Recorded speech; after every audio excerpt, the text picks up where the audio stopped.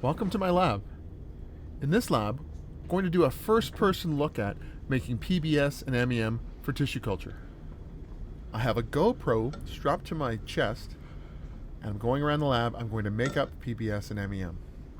First thing though, we need to wash our glassware. I'm going to place down some paper towels here for it to dry so we don't make a big mess.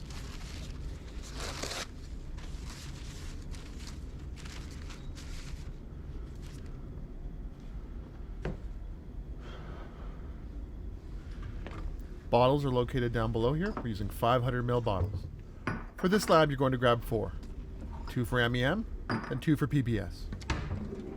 Lids are in the drawers. Pick your favorite color.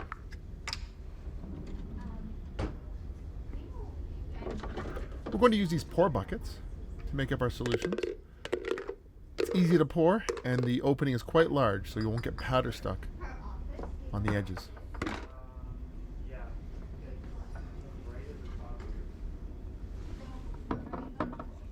Gonna swap out the bottle.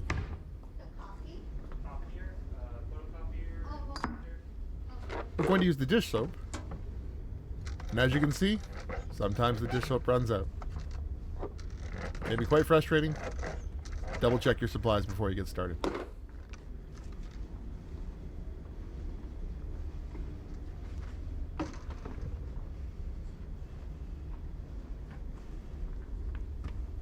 Quite often students use way too much soap. That's enough soap for everything. Let's add in some hot water. I'm going to fill up the pour bucket, and I'm going to pour off the soapy water into all of my glassware. Very important you wash away all of the soap. It can be a contaminant as well. Just going to pour the soapy water into all of my containers.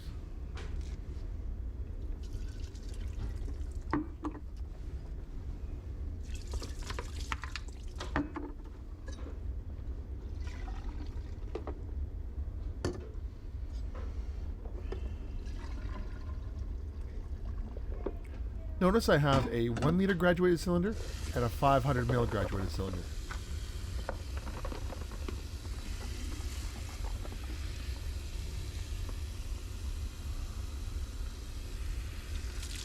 I like my water to be very hot when I'm washing my glassware.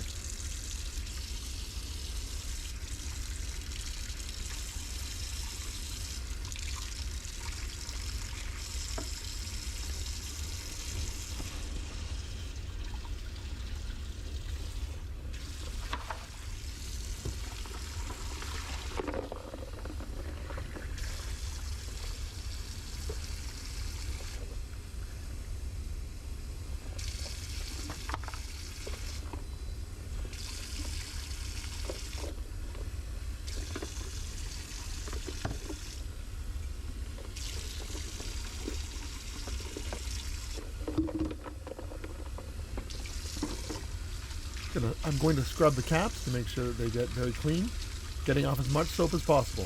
Again, soap can be a contaminant in your cell culture. Not too concerned about the outside, more concerned about the inside of the lid.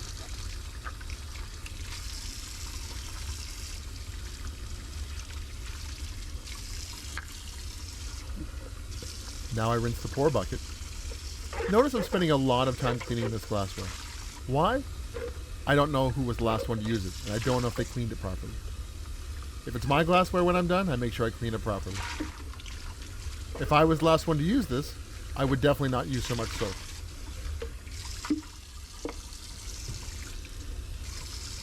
Give the bottles a shake.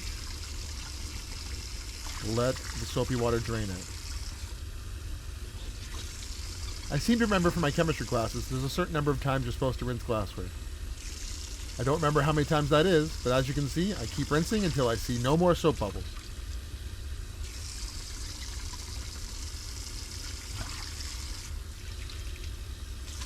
Be careful. If you do it wrong, you can get wet here.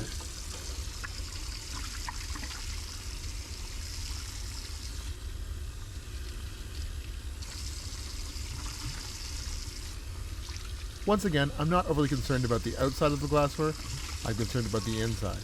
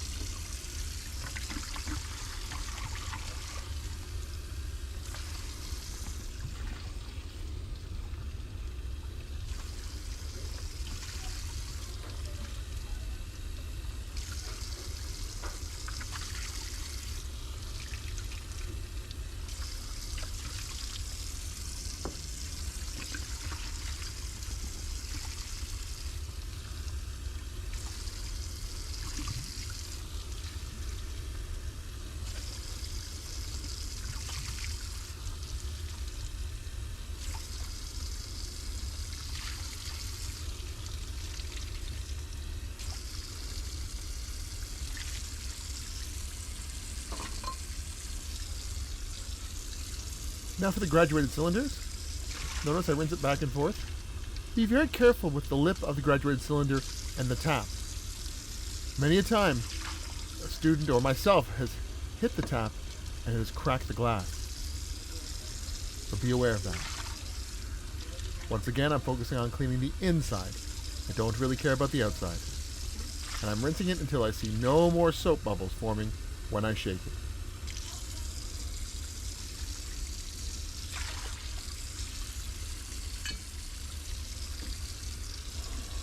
Now the big one. Do you know what that white ring is used for? I'll tell you a bit later on in the video. Notice I turned the tap a bit so that the graduated cylinder would fit underneath without the fear of cracking it on the metal. These glass ones are the best. I prefer them over the plastic ones, but they're easily breakable. So please take care not to break it, not only to save on resources, but also so you don't cut yourself.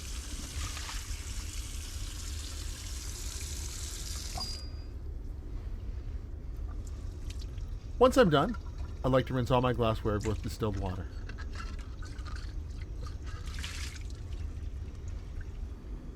When drying graduated cylinders, don't place them upright, place them on their side.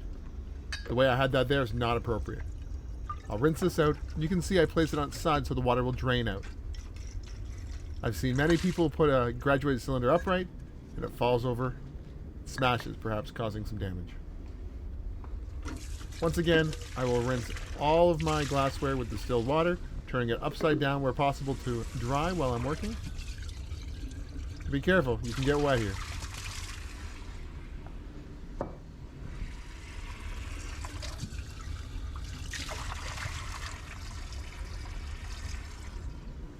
You can see I got a little wet.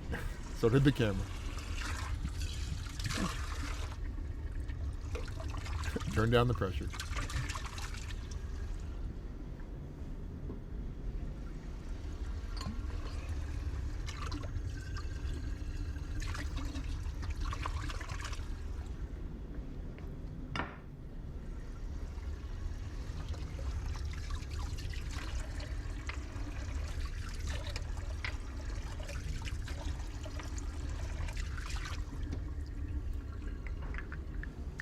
Now that we have everything washed, let's dry it over here while we get everything else ready. We're going to start by making up PBS.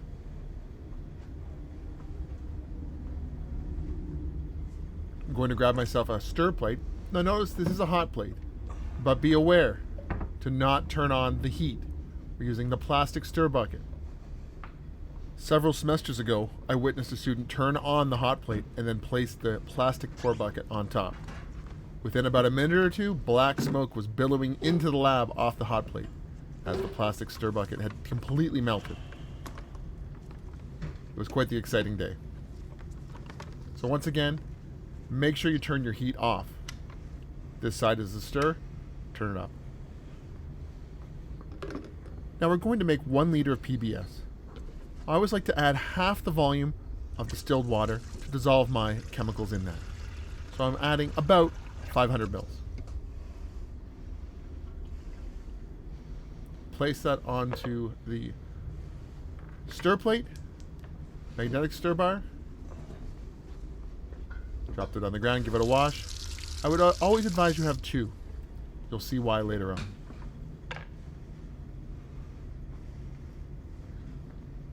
You want this to stir rather quickly, but not so quickly that it'll splash all over the place.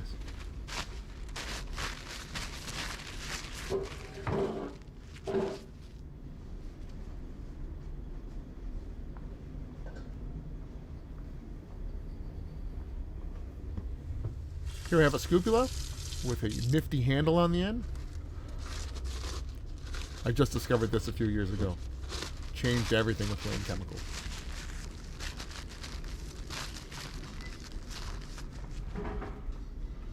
Make sure between your chemicals you are washing the scoopula so we don't cross-contaminate. Our first chemical we're going to measure for PBS is going to be sodium chloride. Always make sure your balance is level. You can see there are feet on the front, and I discovered with this model there are feet on the back as well. It took me a while to figure out the feet on the back. Hence I cut this clip a bit short. So the little circle inside should contain the bubble that's in there. Rotate the feet to move the sides up and down. And here I've discovered now there are feet on the back.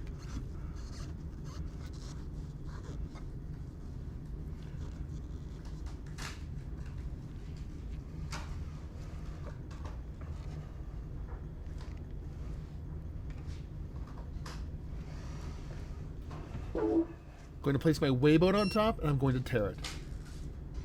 Wait until it reaches 0. The gram indicator will come up. Now, here in Canada, in the wintertime, it gets very cold. The air is very dry. Static electricity can build up. Hence, in the wintertime, I prefer to use weighboats over the weigh paper. I find that the weigh paper can hold a static charge, and it can be difficult for your mass to stabilize. Taking out scoops of sodium chloride. I believe we're going to about 8 grams here. I have it written down.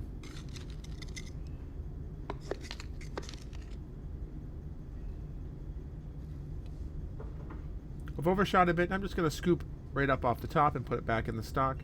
If it fell out on the bench, I would not put it back in the stock bottle. But because I'm scooping it up right from the top of the pile, I don't mind putting it back in the stock. I believe the mass I was shooting for here was 8.01 grams. I'm going to try and get as close as possible, but this is not analytical chemistry. This is biology. So if your solutions are off by a tiny amount, it won't make any difference to the cells. But I would like you to practice your technique and try and get as close as possible.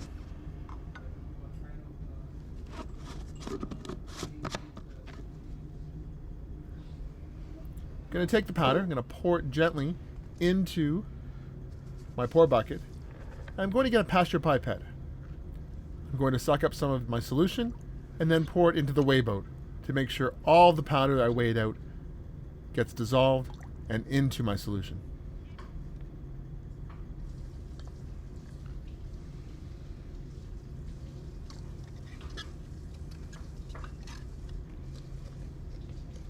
I can just leave that in the pour bucket. Dispose of that, get a fresh one every time, and make sure to clean your scrupula between chemicals. We do not want to cross-contaminate our chemicals.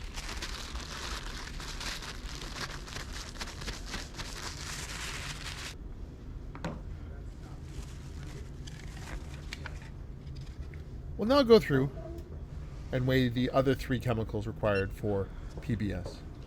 I believe this one is potassium chloride.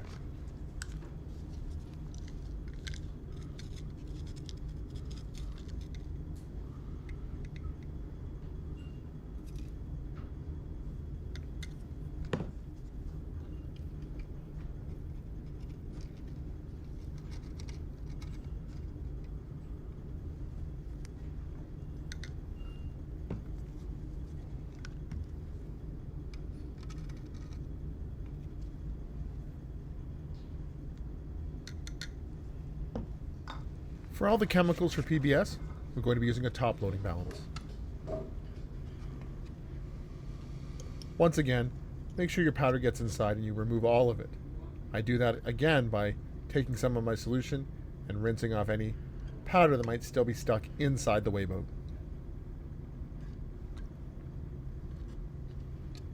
And the entire time I'm working, the stir bar is spinning, mixing the solution up. So when I'm done, it should be completely dissolved.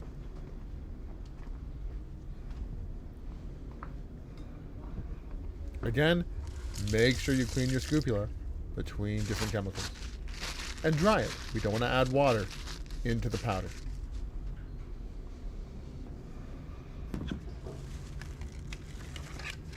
Remember when you're measuring out your chemicals to read off not only the molar mass, but the molecular structure. For these last 2 chemicals, one is monobasic and one is dibasic. Make sure you're using the right one. The best way to do that is making sure you read off the molar mass It's exactly the same molar mass you have in your calculation.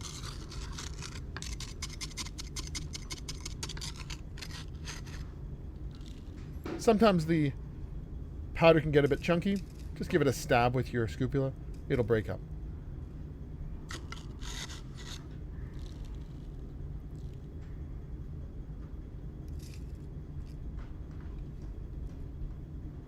When scooping out chemical, try not to add too much weight to it by pushing down.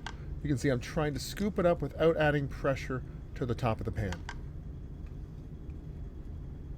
Too much pressure can damage your balance.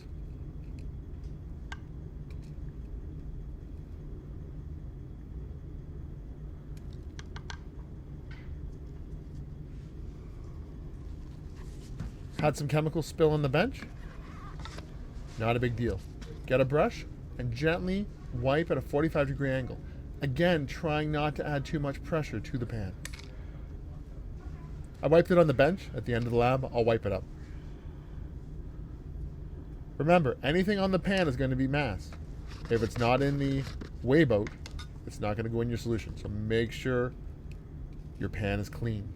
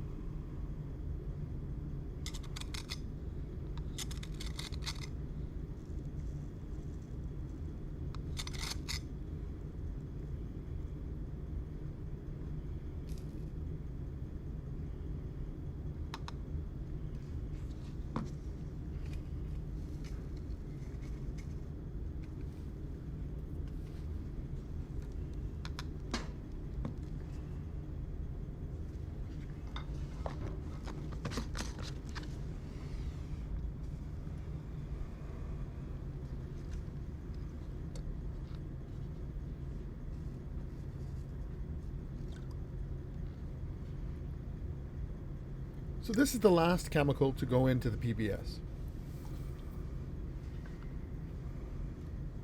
After that, we'll get our 1 liter graduated cylinder and top it up with distilled water to the 1 liter mark. Remember, we want the final volume to be 1 liter for the total solution. Oftentimes students don't remember and they add 1 liter to it, but they don't take into account the mass, or the volume, of the powdered chemical. Topping up to 1 liter means we're going to add enough so that the meniscus in the graduated cylinder touches the 1 liter mark. Notice I swirl it around to give it a good stir. The stir bar will remain in the center of the hot plate. However, it'll go around the outer edges of the pour bucket.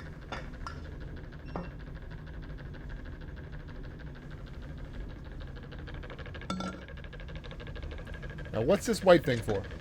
I've seen students try to use it to read the meniscus. That's not what it's for. It's a bumper. If it falls over, hopefully it won't smash your graduated cylinder. So please don't use this ring to try and read your meniscus. Get it out of the way. Now, before I pour this, I have to worry about that stir bar. Get a second one, stick them together magnetically, and I can pour it in, and the stir bar remains on the bottom. Pro tip. Now remember to use distilled water, not tap water.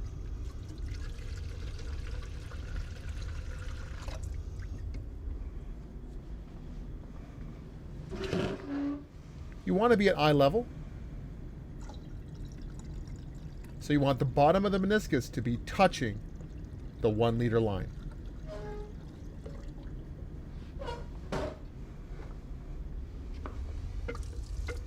I've been doing this for years, so I can use a pour bucket. When you get close to the end, feel free to get a past your pipette to top it up. Unfortunately, I wasn't noticing the GoPro. I was leaning forward, getting my eye right in line with the 1 liter mark. So unfortunately, you can't really see it. My apologies. I didn't notice this until the video was done. But you can see I'm getting right in there. My face is right up at eye level with the 1 liter line.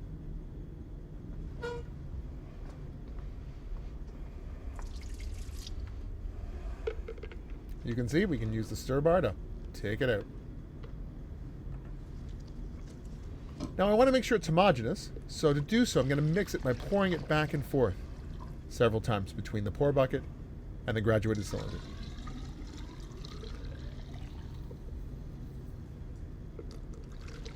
So at this point, the PBS is now complete. All that's left is for me to sterilize it using an autoclave.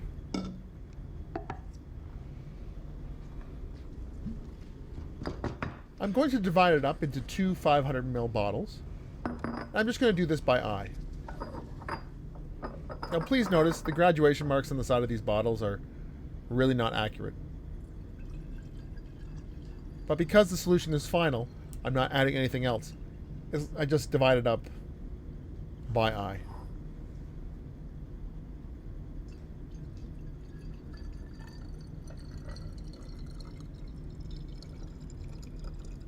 Notice the advantage of the pour bucket. Very easy to pour.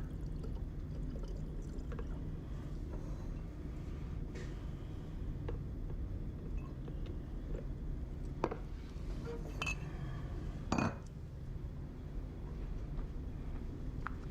going to get my caps. I'm going to put them on tight because before I do anything else, I have to label them. Never leave a bottle unlabeled. Ideally, label them before you put your solution inside.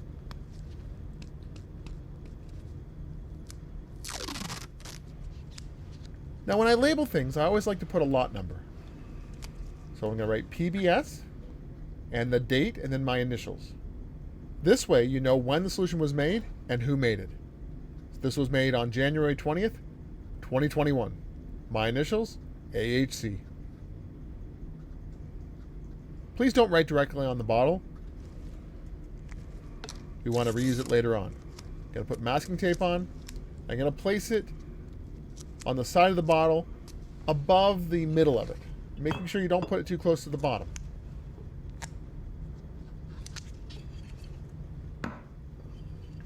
Make sure the caps are tight before you put them on their side, and then label them up. PBS is done. We're ready for autoclaving. Now time to make MEM. Now I'm not going to use soap for this. This is just PBS. So I'm just going to give everything a good rinse with some water. And I'm going to rinse it with some distilled water and let it dry.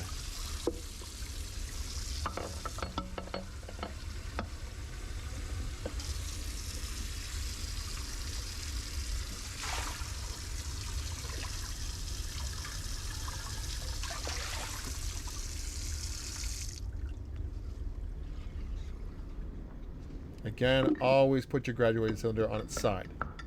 Don't leave it upright. Good chance that someone will knock it over, it'll smash. So again, we're going to do the same technique. We want this to eventually be 1 liter, but today we're only going to top up to 880 mils. So I'm going to add about 450 mils of distilled water. And again, I'm just eyeballing it. Place it on the stir plate, make sure the heat is off, and drop your cleaned stir bar inside. Make sure you clean it between chemicals.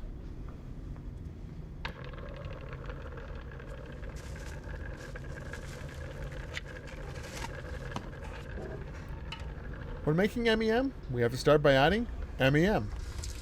MEM stands for minimal essential media. It's the bare minimum that most cells need to survive. Now we have to add some other items in, some buffers, and some other amino acids.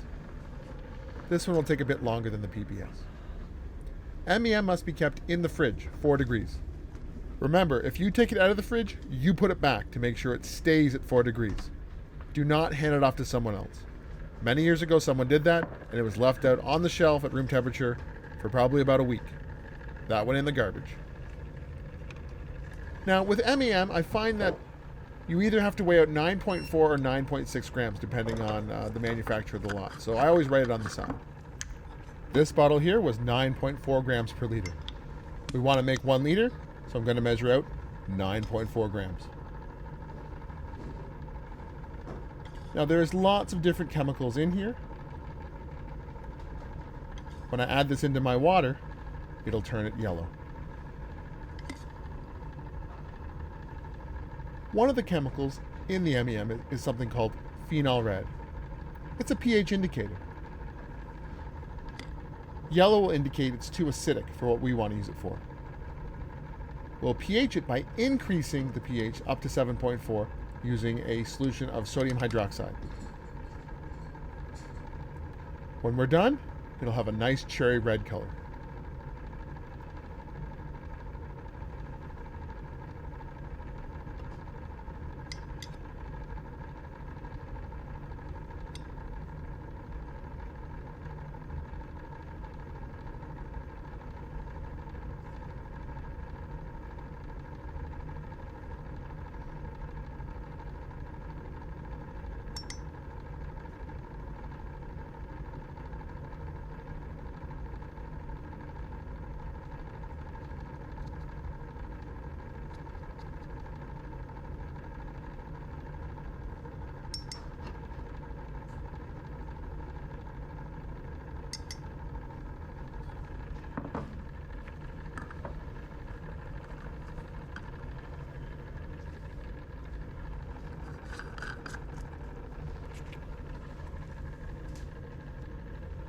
Let's now place that into our pour bucket and get it mixing. This can get a bit chunky. You can see some of the powder comes off in the air. Just be aware of that.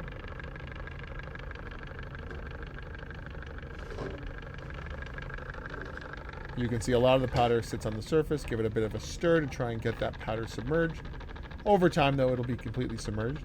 I'm going to try and grab a little bit of liquid without touching the chunks to rinse the powder out of the weibo, as I did before. And you can see the solution is yellow now. As a reminder, when it's yellow, don't top it up to 1 liter today. Top it up to 880 mils. Eventually, the solution will be 1 liter, but not at the end of today. Remember, we're going to autoclave this at the end of today. And some of those components are heat liable, meaning that heat will destroy their function.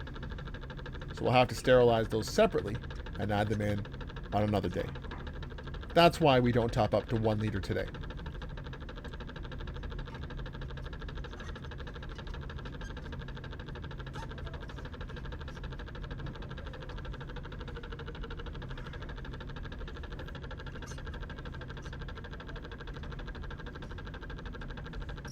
Notice I have this set to 380 RPMs. I like this speed. It was a good speed for the stir, so I would recommend that on the day of your lab. Don't forget, when you're done, place it back in the fridge. Do not place it up on the shelf. It must be stored at 4 degrees.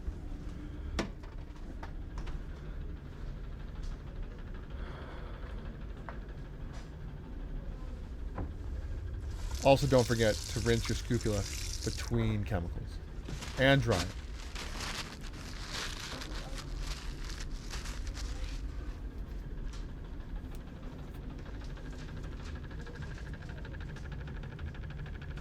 If your pan is dirty, wipe it off gently. Thanks, man. The next chemical we're going to add is a chemical called HEPEs. It's going to be one of two buffers we're going to use in our MEM solution. I tear the balance. And HEPEs, it tends to clump together. It's quite light. So you probably end up putting these large chunks in, but they're not going to weigh very much, so you have to add a number of them in.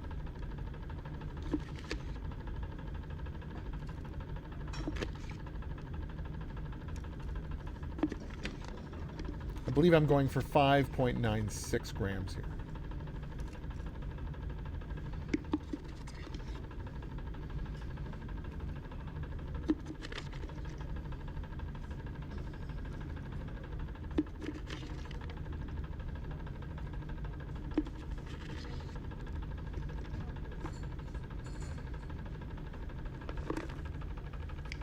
That doesn't happen every time, but it feels good when you get it right on.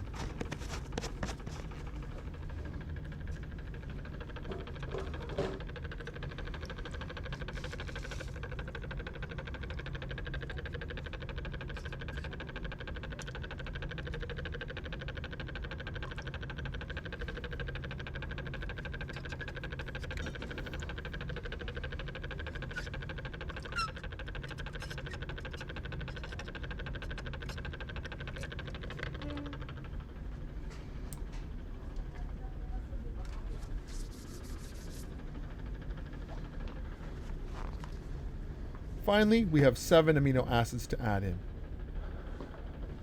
The concentration of each is 100 micromolar. The mass of this is going to be very small. So for all 7 amino acids, we'll be using the analytical balance and the small weibos.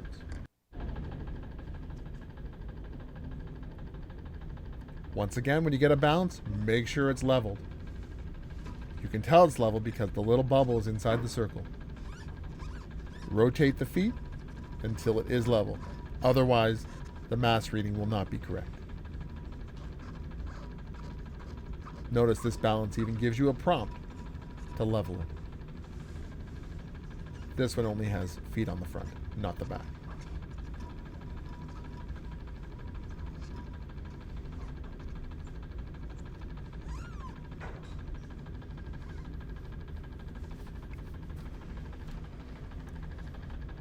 Press the check button to indicate you have leveled it. I believe this balance goes through an additional check. I'm not 100% sure what this is. These are brand new balances, and honestly, I'm not making a lot of solutions at this point in my career.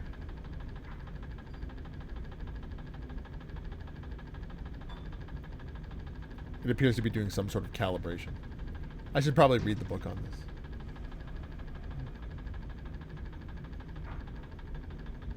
While it's doing that, you can see this has shields around it to protect it from the airflow. So make sure when it's calibrating or you're weighing something, the shields are closed.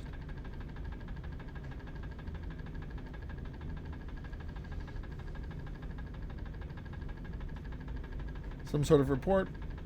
I don't care. We're ready to go now. Again, make sure your pan is clear.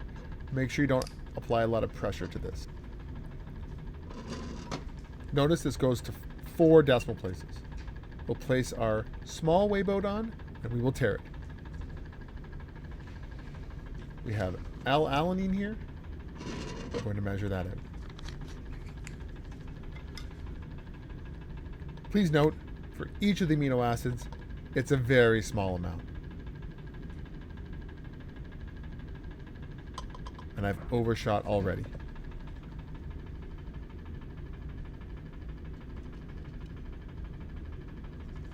One thing to note, look at how I'm using the bottle. I'm bringing the bottle into the other side of the balance itself. I see a lot of students leave that bottle out and then they bring their scrupule out and it spills powder all over the place. That's not what I do. Use both sides of the draft shields.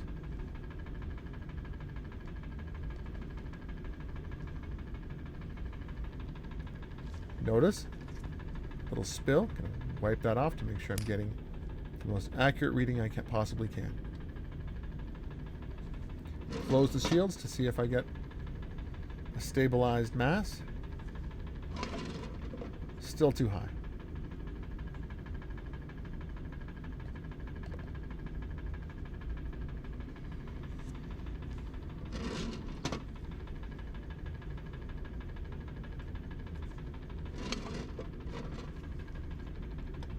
Notice how I bring the container into the balance from the other side, so I'm not spilling chemical all over the place.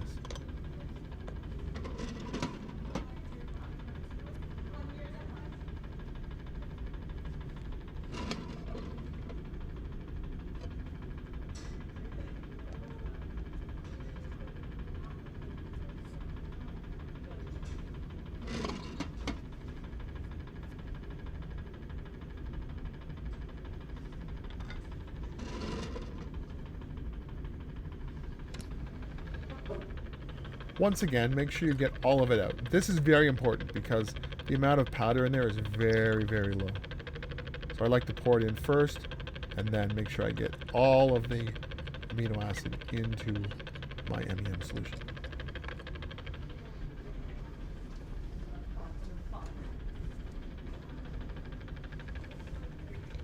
And I'll repeat this process with the 6 other amino acids, making sure to clean and dry my scrupula in between.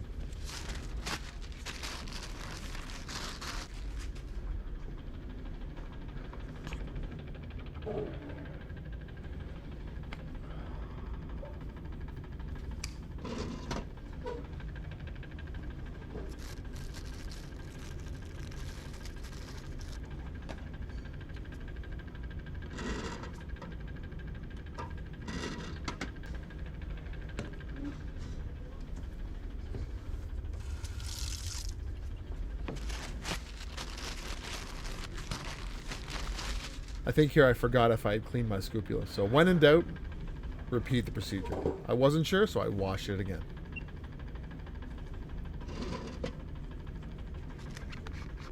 This appears to be L-asparagine.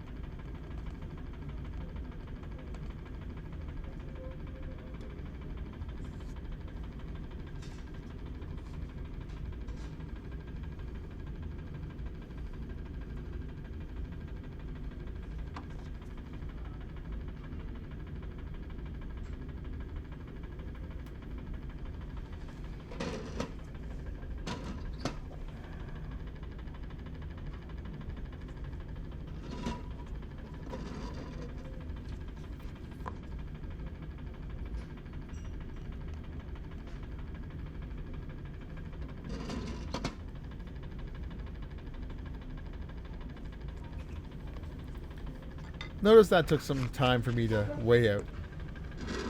When I was on the bench every day, I was a lot better at making up the solution.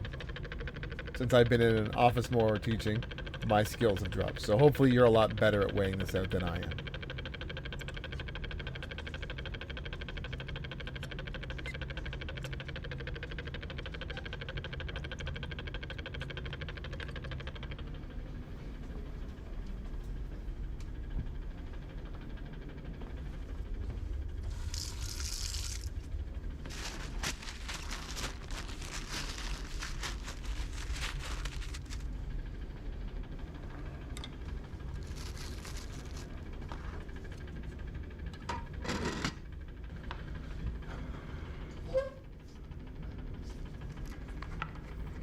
I believe this is L-aspartic acid.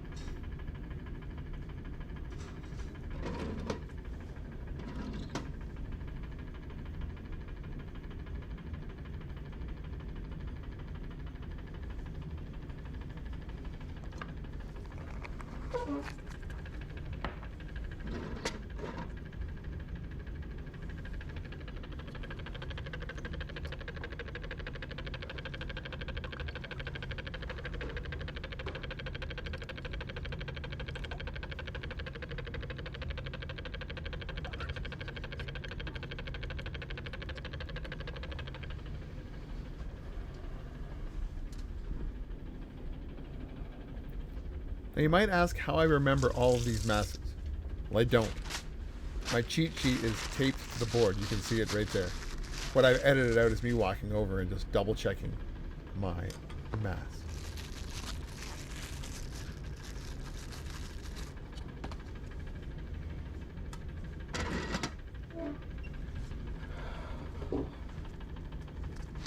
Here we have, I believe it's glutamic acid.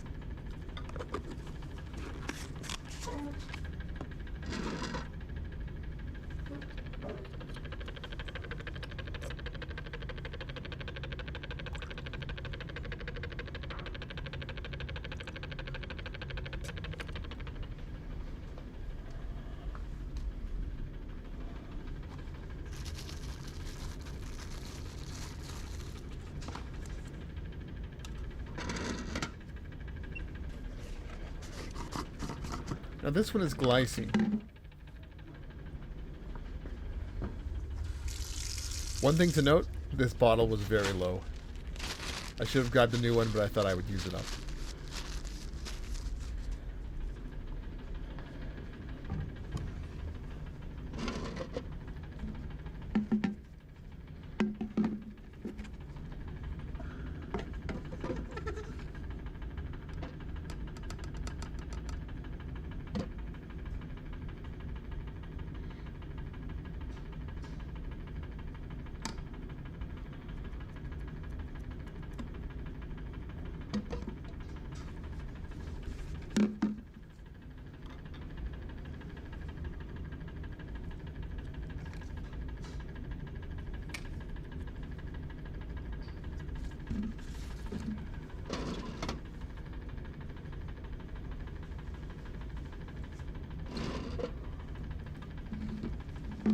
Now notice, with even a big bottle, I still use the same technique.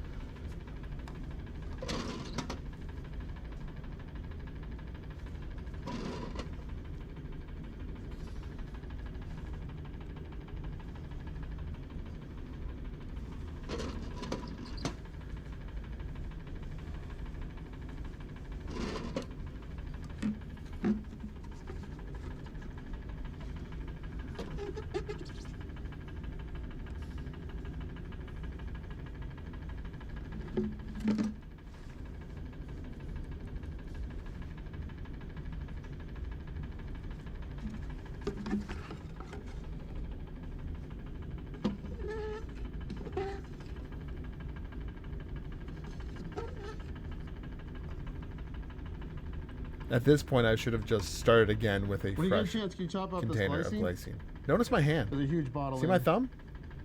I have Pepper. glycine on my hand. And I didn't even realize it until I watched this video with you. So ideally, you're not ever placing your hand in the bottle like I was there. Good teachable moment.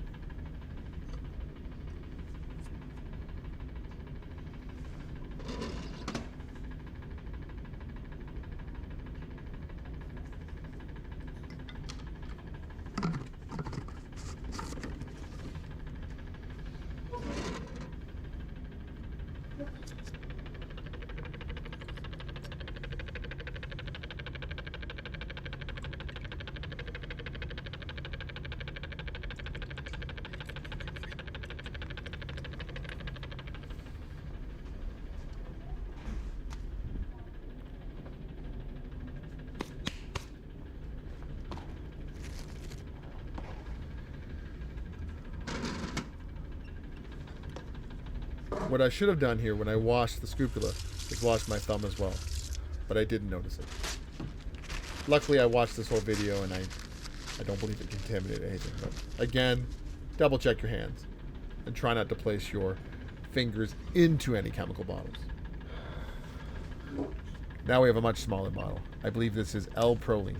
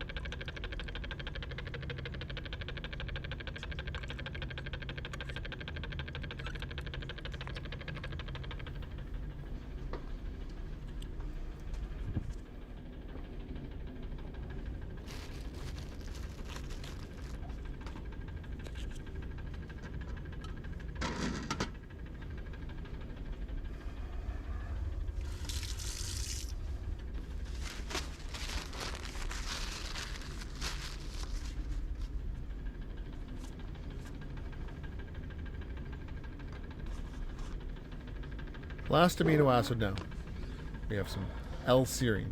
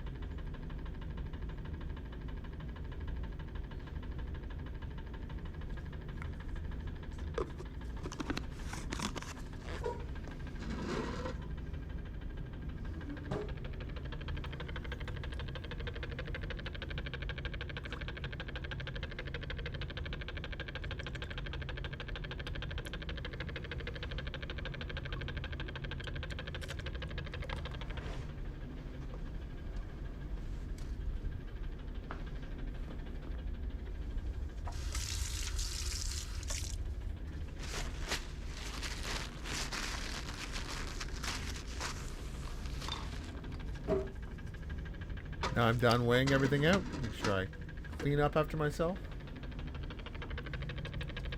Done with the pasture pipette. Going to give this a stir, swirling it around. Again, the stir bar will remain in the center. If you swirl around like that, it'll get on the outside edges. We're going to use the other stir bar to hold the internal stir bar in, and we're going to pour this into a 1 liter graduated cylinder.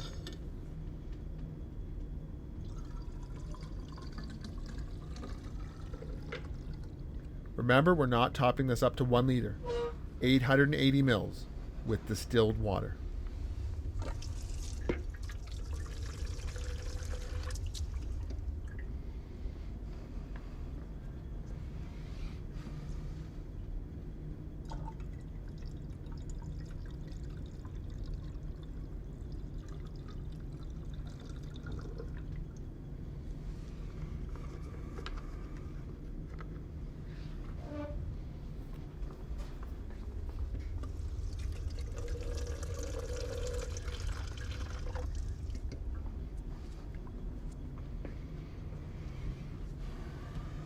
And once again, I have to apologize here. Again, I didn't realize I was leaning in so much when I was looking at the meniscus. But again, I got my face right up against at eye level at 880.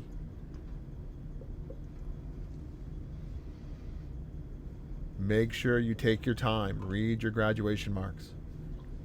And you can see me getting at eye level here every time I lean in. I'll know this for future videos not to do that.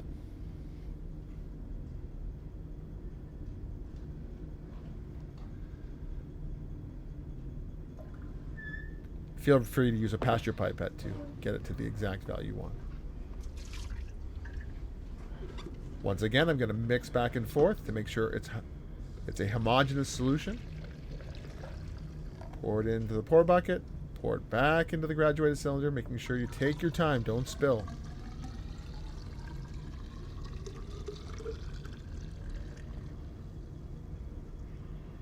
And back again. And I'll leave it in the pour bucket so I can pour it very easily into my 2 500 ml bottles. Actually, correction, we're not going to pour it into the bottles directly. We're going to try and measure it out. Half of 880 is 440. Remember, this is not finalized yet. I have to add in other components after autoclaving. So we're going to try and subdivide it between the two. We topped it up to 880. Half of that is 440, so I'm going to bring this to 440. Trying to be as accurate as possible. Again, my apologies. I'm leaning in, getting at eye level. Making sure the bottom of the meniscus is going to be touching the 440 line. Now that I have that, I will pour it into my bottle. Notice I've already pre-labeled it as MEM, and we'll have my lot number. The date. 20/01/21 AHC. The 21st of January 2021, and my initials. Again, it has the date of creation and the manufacturer, me. I'll pour the rest in here. When I did this, I noticed it wasn't quite 440. It was more like 4... It was a bit higher. So to compensate between the two, I'm going to pour a little bit back into the other one to try and make sure they're subdivided evenly.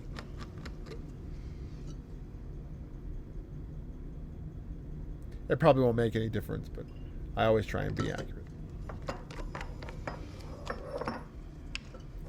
Again, pour that in. And at the end, I'll have 2 bottles of MEM and 2 bottles of PBS.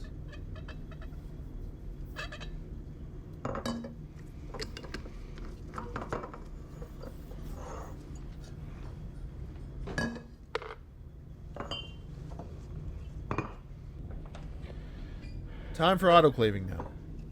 Now we want to make sure it's mixed. And when we're autoclaving, we want to make sure the caps are loose so that the steam can interact with the solution itself. So I'm going to loosen the caps, not so much that it comes off, but just enough that it wiggles. You can see if I pick one up, it still remains on. It's just loose. This is autoclave tape. These green lines will turn black when it's been properly autoclaved. Please don't use too much. That's enough for all 4 bottles. I like to place it on the lid right there, It's an old technique I was taught many, many years ago. In case there's a blowout, it'll keep the lid on top. I've never had that happen. I'm a creature of habit. I was taught it that way, so I do it that way. We use a bin here in case there's a spill or something in the autoclave. And I do something different than others. I like to add a little bit of water in the bottom. The reason why that is these bottles get reused all the time and they get banged around. And there could be little microfractures in the glass. I like to have the water as a sort of temperature buffer. So if not, you might get a heat buildup, a hot spot, and it could break the bottle and the bottle might explode in the autoclave. I have witnessed that before. So here's the autoclave room. The autoclave, the door opens down here. We step on the pedal and the door slides down. Now be careful, don't get your fingers pinched inside. It's very hot inside, so use these silicone gloves. It's a big pressure cooker. Notice the racks here? They can come out, and they can also just slide out. I'm going to take the bin, going to place it on the bottom rack. It's labeled with what it is, and it has autoclave tape on top, and I double check to make sure the lids are all loose. Slide it in, and now I step on this to close the door. Make sure to keep your fingers out. That's what the red button on the right is for, in case you get your fingers stuck. Now this door has to seal properly. This is something I do every time. I always just push up on it. People say it doesn't make any difference, but again, I'm a creature of habit. We're going to run liquid 30. This is a touch screen. I can press it one time, liquid 30 again. I press it a second time. This will now cycle it up. As I step back, we wait for the door to seal. The door will lurch forward and there'll be a large bang. The first time you see it, it's kind of distressing. Watch for it.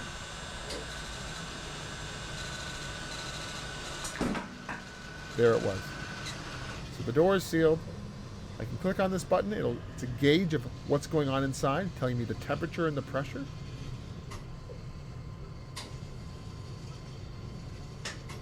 This is an old style touchscreen, so you kind of have to push firmly on it.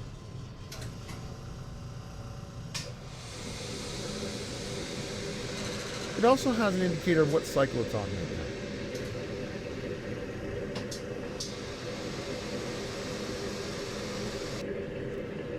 I can click this button. It'll take me back to the timer. This is the approximate amount of time it'll take to finish the cycle. Always add 5 minutes on. I don't know why, but it's always 5 minutes off. And I can click this and go back and see what's going on inside the chamber. Never walk away from an autoclave until it starts running. An hour and 6 minutes later now, that's where we're at. I'm going to open the door. Put on my silicone gloves. It's going to be extremely hot. Don't touch the glass bottles. You will burn your hands severely. We slide it out and we look at the autoclave tape. See how it's changed. Those green lines are now black lines. So this indicates that the autoclave was successful and these solutions are sterile. I'm going to bring them back to the lab. And I want to leave the lids loose until it cools down. Before I forget, I will go back and close the autoclave.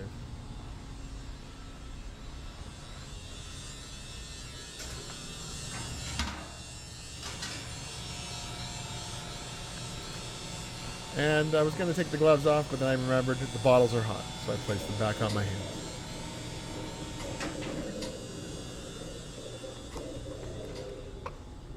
Again, if you touch them with your protective gloves on, the not silicone ones, the latex gloves, I guess the nitrile gloves, they might melt to your hand. So I take them out, grabbing the top, so I don't drop it. I'm grabbing it like an eagle claw at the top, and I'm putting them on the bench to cool. Done with this bin now, I will pour it down the sink, the water.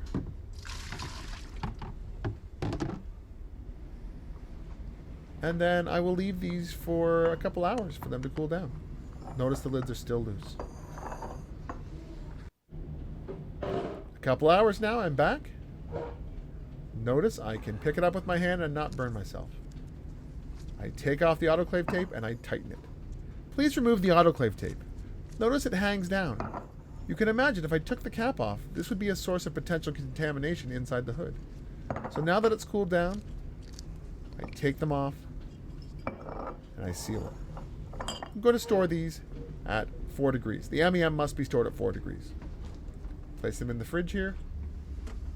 The PBS, I usually store it at 4 degrees. It doesn't need to be stored at 4 degrees. It's just in a nice convenient location. You can store it at room temperature if you like. So I have what it is, the date it was made, and who manufactured it on it with that lot number. So at the end of this lab, you'll have 2 bottles of MEM and 2 bottles of PBS. The PBS is ready to be used, but the MEM, we must add components in at a later date.